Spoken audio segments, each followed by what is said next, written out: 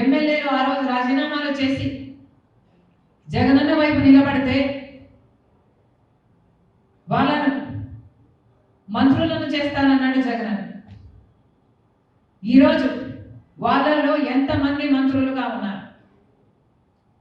వాళ్ళు రాజీనామాలు చేస్తే అమ్మా నేను వాళ్ళ కోసం తిరిగాను, వాళ్ళ గెలుపుకు పాటుపడ్డాం, వాళ్ళను గెలిపించాడు. ఆ తర్వాత వైసీపీ పార్టీ ఇబ్బందుల్లో ఉంది అని నన్ను పాదయాత్ర చేయమంటే